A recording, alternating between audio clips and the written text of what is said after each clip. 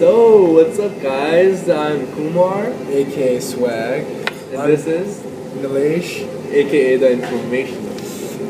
So, we're gonna talk about racism today, as we both agreed mutually. What are you gonna talk about racism today?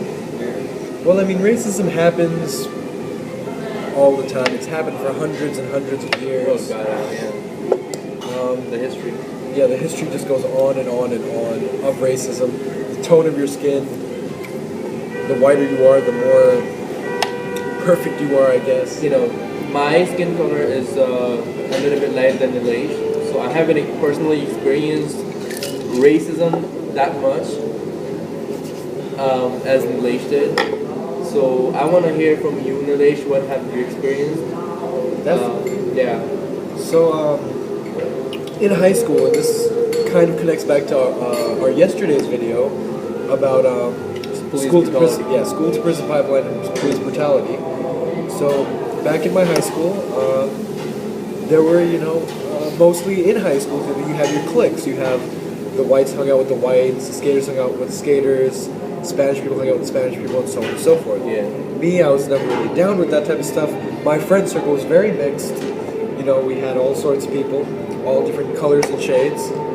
And I'm not going to say just because of that, but, that being a prime reason, we were always targeted. What do you mean targeted?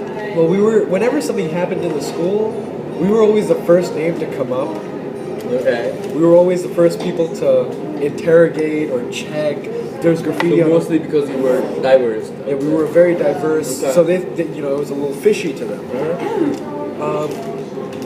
And it happened a lot of times where, especially this one time, I was hanging out in a park right up the block of the school, and there's the cops in the nearest precinct, which is just a block down. I'm very familiar with most of them for whatever reason, and one of my more familiar police officers came by. Her name was Amanda. She said, "Hi, Nilesh." I said, "Hi." I'm sitting down on a bench, reading a book, listening to my iPod. I asked her, how's your day going, Amanda? She said, "It's good." "Can you put your hands on the bench?" I was like, "What? Why?" "I have to check you." I was like, "What happened?" I said, "Well, there was a robbery a few blocks down, and she suspected you. and apparently there was a radio that it was a brown male." I turned to her, I say, "I'm not the only brown male in Flushing." Definitely not. She said, "No, a skinny brown male." I was like, "Okay, all right, okay." A skinny brown person in Flushing is pretty common. Yeah. Because almost everyone in Flushing is skinny. And that was just one time. This specific police officer probably checked me a good 20 times in 2-3 years. Wow. For a lot of bullshit. Just like that random radio went for the brown youth. And, it's not just me. Like I said, racism happens everywhere. It really does. It's been happening for, however long. And we want to talk about what you can do if you're facing racism. So this is Juanito Carlos. Juanito? Say what's up to Carlos. What's up, Carlos? Racism. Well, one way I see racism nowadays is if you go inside McDonald's or if you go inside those kind of corporations, Right. You see most individuals that work behind the counters are African Americans and Latinos. Yeah. It's small cases in which you see white individual, Jewish or white race or whatever that works in these kinds of corporations. Right. And it's something that I personally disagree with because we are all the same, no matter what kind of class you're in society. We're all the same. So why do you think it happens? So why do you think mostly Latino and Black? Why? Because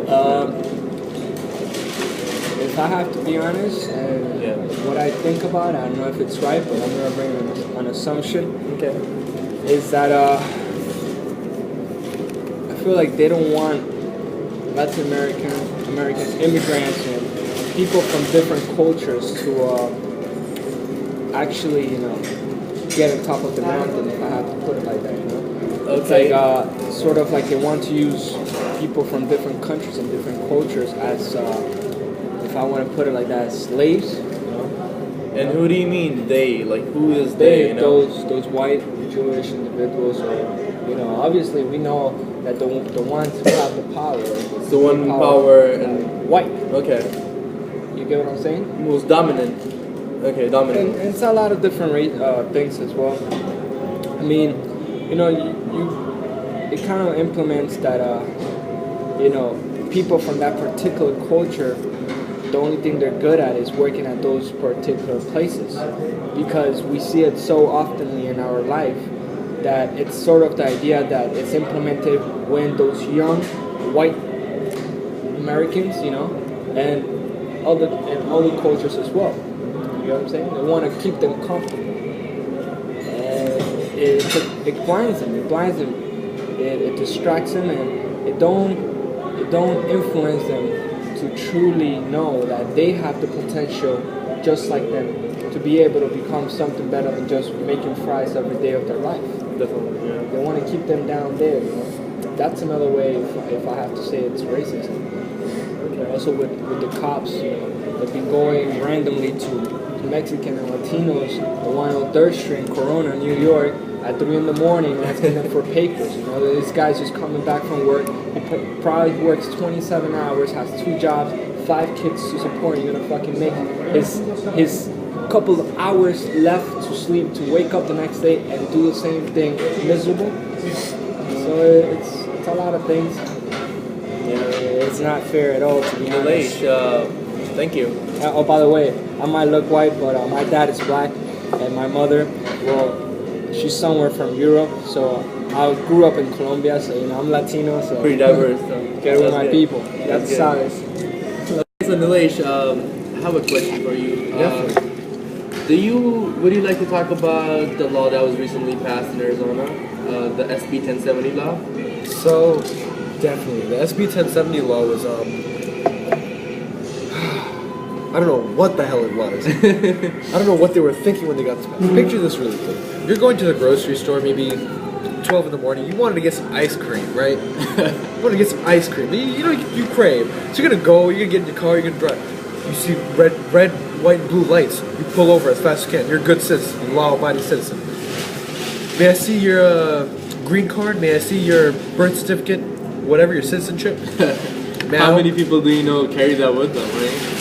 What are you gonna say? Man, I don't got that. I'm gonna go get some ice cream, man. You wanna come back to the crib? I got it right there.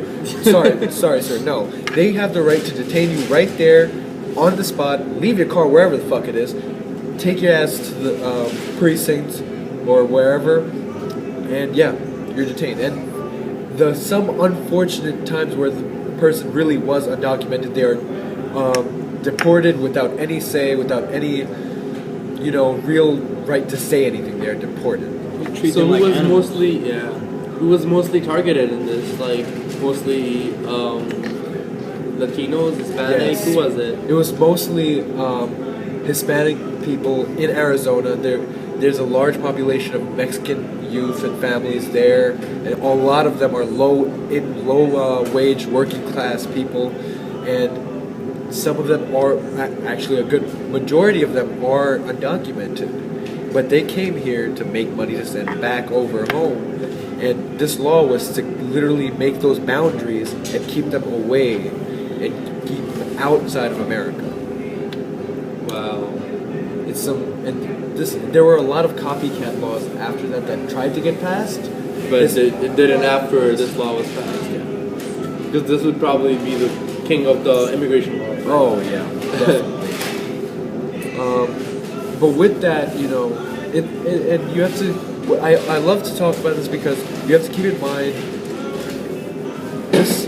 If you're Hispanic, you're not the only person going through this. There's always somebody else. There's hundreds of thousands of people going through this. Definitely, because this country was based on immigration, and now you're throwing immigrants out. I mean, that doesn't make any sense. The ones who rule the country, the ones who are high above.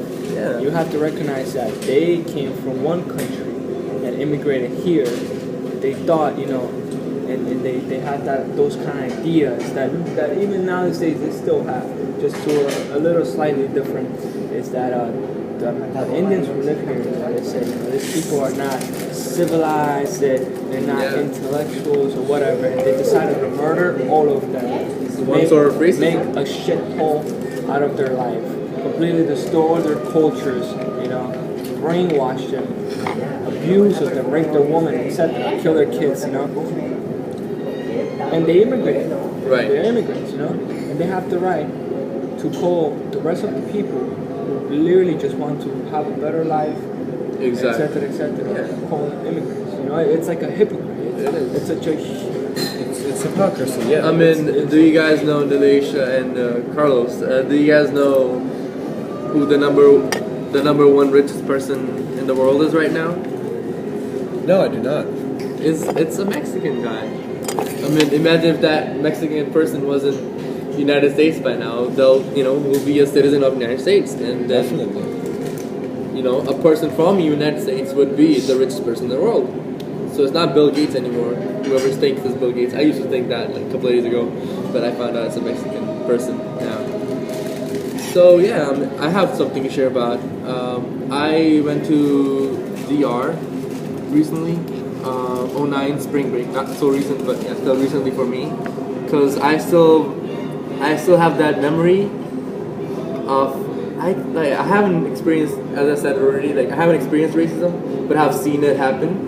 The people from DR and the people from Haiti have this friend of mine. She got her camera stolen. She got robbed, and she was also African American. So when we went to the